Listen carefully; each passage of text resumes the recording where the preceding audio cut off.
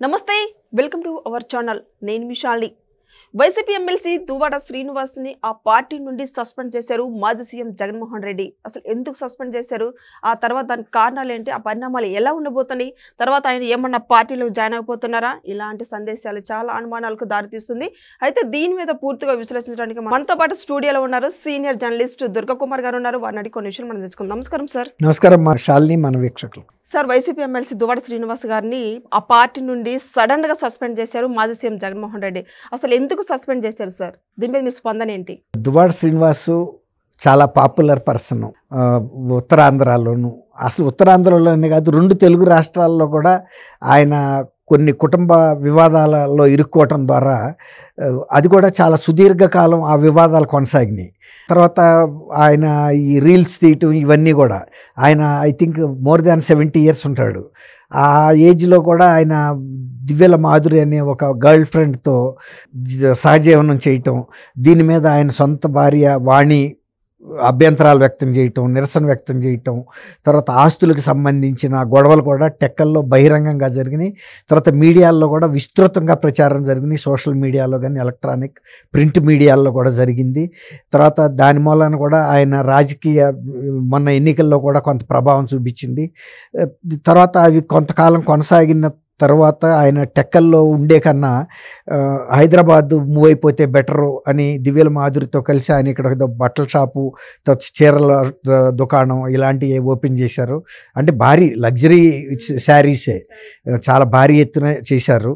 అంటే ఆయన ఈ మధ్యకాలంలో ఏం చెబుతున్నాడంటే తను ఆస్తిపాస్తుల్ని తను భార్య వాణికి తర్వాత పిల్లలకి ఇవ్వటం మూలాన కూడా కొంత ఆర్థికంగా నా పరిస్థితి దెబ్బతింది అని కూడా చెబుతున్నాడు. అంటే ఒకప్పుడు ఒక స్థాయిలో ఉన్నప్పుడు మళ్ళీ అంత ఆస్తి సమకూర్చుకోవాలని ఎవరైనా ప్రయత్నించడం సహజం. ఇప్పుడు ఆ ప్రయత్నంలో భాగంగా ఆయన టెక్కల్లో ఉండి వ్యాపారాలు చేయలేడు. తర్వాత మైన్స్ అవి ఉన్నాయి ఆయనకి, గ్రనైట్ క్వారీస్ అలాంటివి. ఇప్పుడు అవి కూడా కొన్ని వాణి గారికి వెళ్ళిపోయినట్టున్నాయి. తర్వాత ఇప్పుడు వాళ్ళ గవర్నమెంట్ కూడా లేదు. ఇలాంటి మైనింగ్ చేస్తే కూడా గతంలో అంతా ఇష్టానుసారంగా చేయటానికి అధికారం అంటే పర్మిషన్ లేని గన్నులు కూడా ఉండుంటాయి కొన్ని. ఇప్పుడు ప్రభుత్వం నిబంధనల ప్రకారం చేయాలంటే కూడా అంత లాభసాటిగా ఉండదు, అనుకూలంగా ఉండదు. కాబట్టి ఆయన హైదరాబాద్కు మూవ్ అయ్యాడు. పార్టీ మీద కూడా ఆయన శ్రద్ధ పట్టట్లేదనే ఒక మిషే. అసలు ఇప్పుడు జగన్మోహన్ రెడ్డి గారే పార్టీ పునరుద్ధరించడానికి ఆయనే ఏం పని చేయలేకపోతున్నాడు. ఇప్పుడు ఏదైనా ఎమ్మెల్యే క్యాండిడేట్స్ కానీ ఎమ్మెల్సీలు కానీ నియోజకవర్గాల్లో ఎప్పుడైనా కేంద్ర కార్యాలయం నుంచి అధ్యక్షుడి దగ్గర నుంచి పవర్, ఇప్పుడు మనం కరెంటు సప్లై అవుతూ ఉంటుంది. కరెంట్ సప్లై అనేది ఎక్కడి నుంచి వస్తుంది? విద్యుత్ ఉత్పత్తి కేంద్రాల నుంచి రావాలి.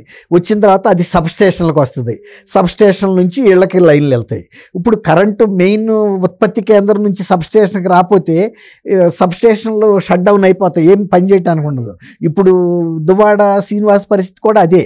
ఇప్పుడు దువ్వాడ శ్రీనివాస్ ఒక్కడు టెక్కల్లో కూర్చుని టిక్ టిక్ అని పని చేస్తే పార్టీ ఏమి పురోగతిలోకి వెళ్ళదు.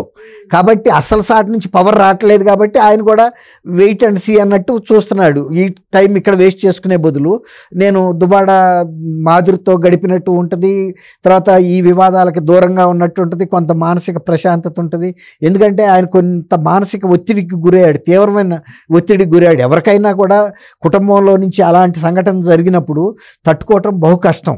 పైకి ఆయన ఎంత బ్రేవ్ ఫేస్ పెట్టినా కూడా అంతర్గతంగా నేను చిన్నాళ్ళ ముందు పెద్దాళ్ళ ముందు నియోజకవర్గంలో నా ప్రత్యర్థుల ముందు ఇంత పలసబడిపోయింది నా పరువు అనేది ఉంటుంది కదమ్మా. కుటుంబ వ్యవహారం కదా. ఇప్పుడు ఆర్థికంగా నష్టపడితే తట్టుకోవటం ఒక రకం, కానీ కుటుంబంలో పరపతి పోగొట్టుకుని కుటుంబ సభ్యులతో రిలేషన్ పోగొట్టుకుని కుటుంబ సభ్యులతో నిందలు పడి ఇలాంటి రోడ్డును పడి కొట్టుకునే పరిస్థితికి వచ్చినప్పుడు ఆయన కొంత మానసిక ప్రశాంతత కూడా హైదరాబాద్ వచ్చాడు, ఆర్థికంగా కూడా పరిపుష్టి చేసుకోవాలని. ఇప్పుడు వాళ్ళకి ఏంటంటే ఒక అతన్ని పెట్టారు అక్కడ ఇన్ఛార్జి శ్రీనివాస్ని, పేరాడ శ్రీనివాస్ అని. ఆయనకి సహకరించట్లేదని ఫిర్యాదులు అందినాయి అని చెబుతున్నారు. ఇప్పుడు ఎక్కడన్నా నియోజకవర్గంలో కానీ జిల్లాల్లో కానీ వైఎస్ఆర్సీపీ యాక్టివిటీ జరుగుతుందా? మొన్న ఫీజు 4 అని ఒక ప్రోగ్రాం పెడితేనే ఎవరు రాలేదు. తర్వాత ఆయన జనవరిని పండగ వెళ్ళనివ్వండి నేను ప్రజల్లోకి వస్తానని చెప్పాడు. అక్కడ యలహంక ప్యాలెస్ నుంచి దాటలేదు, తాడేపల్లి ప్యాలెస్ నుంచి దాటి బయటికి రాలేకపోతున్నాడు.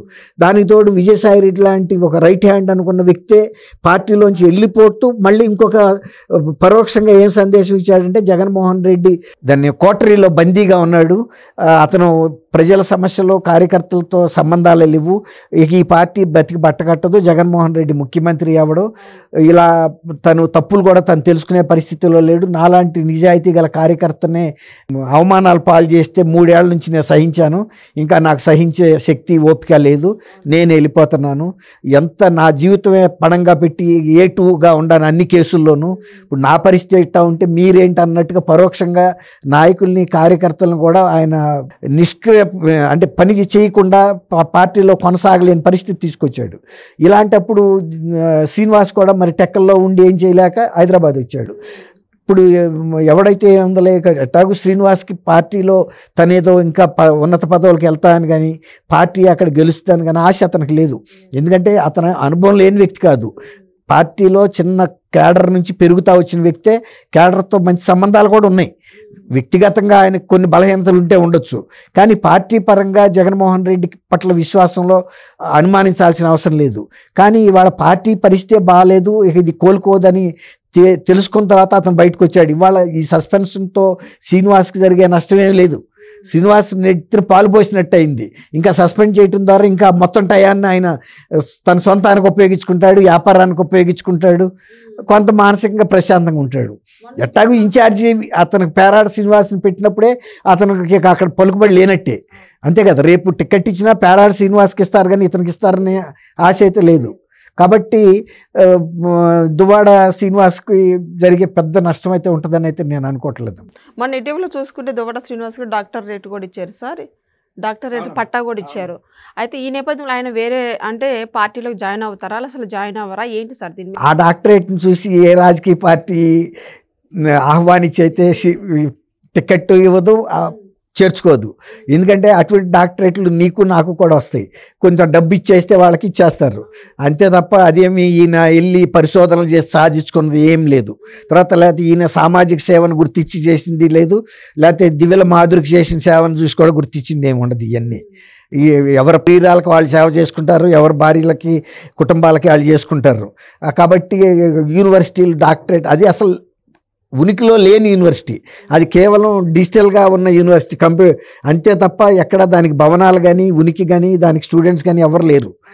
కాబట్టి అట్లాంటి నామమాత్రపు యూనివర్సిటీలు ఇచ్చే డాక్టరేట్లు చూసి ప్రజలు అదేం పెద్ద గొప్ప అని అనుకోరు. తర్వాత పొలిటికల్ లీడర్స్కి తెలీదా ఈ డాక్టరేట్లు విలువ ఎంత అని? తెలుస్తాయి కదా, శ్రీనివాస్కి కూడా తెలుసు కదా.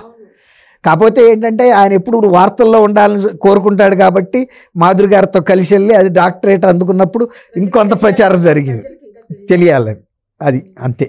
Thank you sir. Thank you అమ్మ శాలిని, మన వీక్షకులకు కూడా.